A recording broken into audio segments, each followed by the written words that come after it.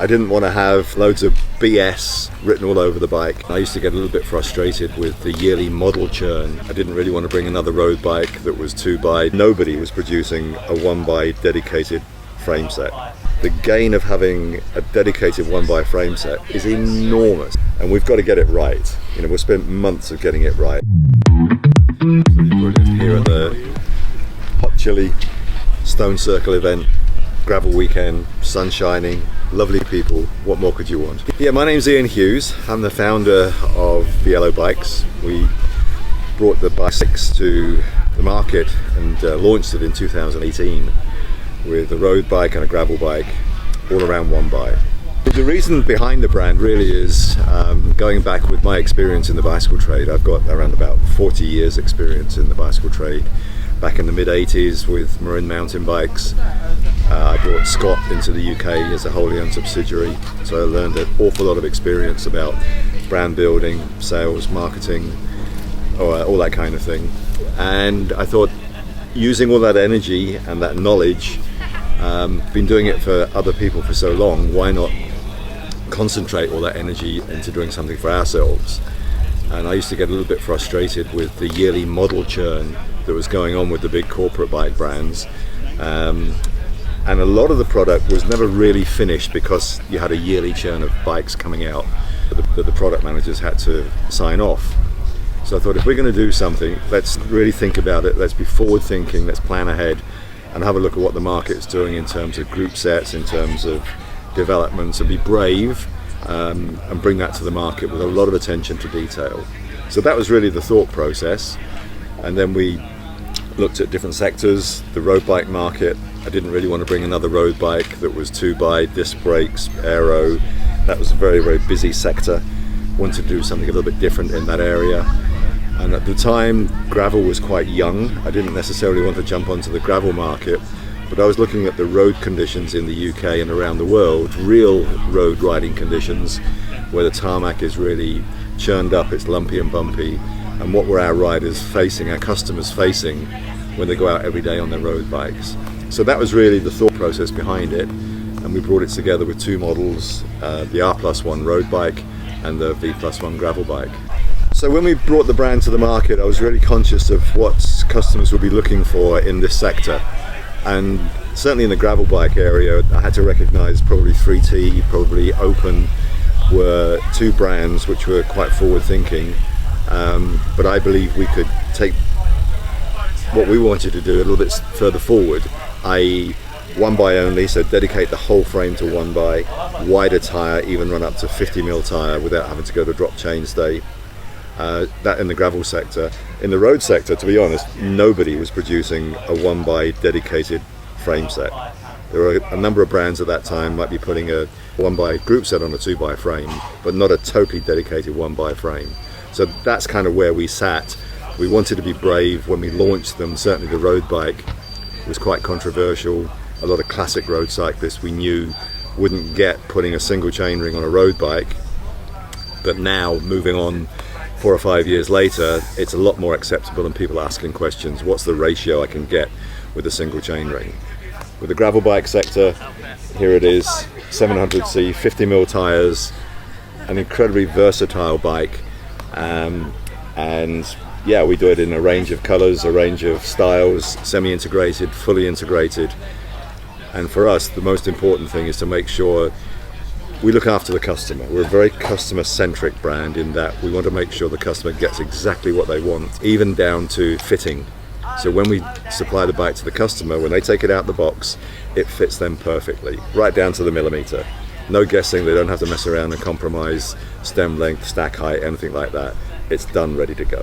Color-wise and kind of visually, we wanted to really create something again that's kind of just a little bit different. I didn't want to have the brand with loads of logos, loads of buzzwords, and loads of acronyms, loads of BS written all over the bike. It needed to be plain, clean, and really this is what our brand's all about. This is our brand statement. So color-wise, a really good friend of mine who I used to go back out in the days nightclubbing. Goodness, that was a few years ago. We've been working together very much on the same page and very, very forward-thinking, unbelievably creative. And he would start off with a color palette and lay them down and say, here we go, I think these would be cool. Some of them would be just like so in your face, you're like, oh my goodness, that's kind of so out there. Like, not sure. And you come back the next day and you think, you know what, I really, really quite like that. That's kind of how the whole thing developed. We call it a color dance. And whenever we're developing anything new, we lay them all out on the table and we dance around them and say, that's too safe, that's okay, that's really, really brave. And then we just bring the whole thing together. And that's how we create the color brand of what we do. Logos and kind of visuals, again, we wanted to be a little bit different, just make it look really, really clean, uncluttered. And the message that we want to deliver customers is really about the customer. What does the product mean to them? We don't want to deliver a narrative or content that's kind of all around buzzwords and this particular type of carbon fiber and this type of blah, blah, blah, blah, blah. And I know through all the years, especially as a rider, what does it mean to me as a customer? Help me understand that. What do I get out of it? What's the benefit I get out of it? So that's the communication we wanted to produce for our clients and our customers, and move right away from what I call the industry BS, because there's just so much of it out there. And it's so difficult for customers to understand what that means for them. You know, people come to us and say, oh, what type of carbon fiber are you using? I could spend a couple of hours just talking about the design, the layup, and how we go about it. And first of all, it all really starts again with our customers, but then transferring that with our engineer, who I'll mention, who's a friend I've known for many, many years. He's a lecturer and doctor of science at Chemnitz University in East Germany. So he knows all the technical stuff, and his attention to detail is on the same page as us, to the point of being virtually OCD. And we've got to get it right. You know, we've spent months of getting it right. And most of the design starts off with the tube shape. So we can make the tube shape perform where we need it to be. So if it needs to be stiff, we can make it a specific shape. If we want it to be flexible, we can make it a specific shape. And then we start talking about the types of carbon fibers, the layup, the resins that are all involved. We can check that all on finite element analysis, FEA software. So we can get that pretty much right to begin with before we then start going into production. So that's kind of a thought process of attention to detail, and then testing. And after that, a lot of it is just refinement then. We don't have a model year. We don't have a yearly churn of new models. We'll run it and then make some refinement, looking to the future always. We're always looking at what's happening in the future from group set manufacturers, what the trends are as well, listening to that. And probably one of the most important things is listening to our customers, because we designed the bike for them first of all, but it's really useful to get their feedback on if there's any elements that we need to refine for them in particular. Is it just one voice, or are we seeing a common thread coming from our customers?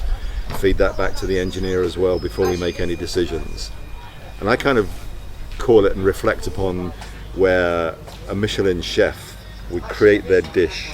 They would spend a lot of time creating that, put it out on the menu, they'd run it, but in the meantime they're also refining some new ideas which they'll spend months on before they bring that dish to the market. And that's kind of what we do before we refine anything and bring it to the market here. So we do see some things that are happening with wider range of group sets, electronic shifting, that whole idea, internal gear hubs from classified, that integration, we see that happening.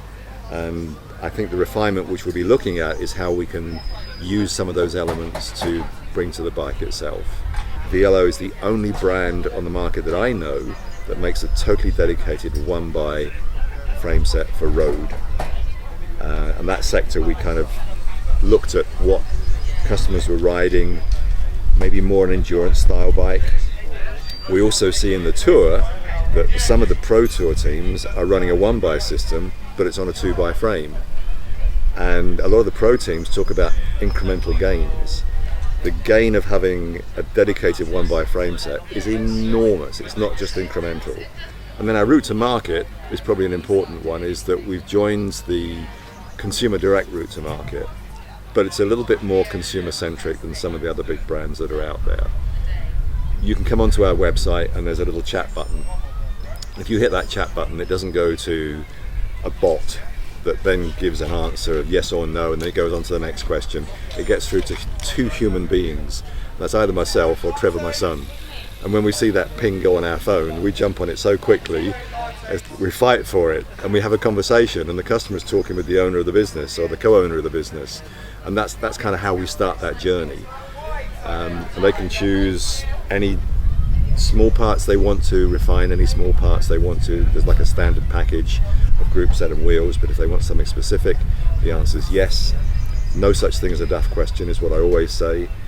And then we make sure when we deliver the bike, either in the UK or anywhere around the world, when the customer unboxes that bike, it fits them like a tailor-made suit or a tailor-made dress, to the point that we take all their bike measurements from their current bike, if that's comfortable for them, or preferably their latest bike fit. And we'll take all that data, we'll put it on the bike for them, make sure the stem length is correct, the bar width is correct, the crank length is correct, the stack height, saddle position is absolutely correct, so it fits them A1 perfectly. So that's kind of the attention to detail that we do when we deliver the bike to a customer.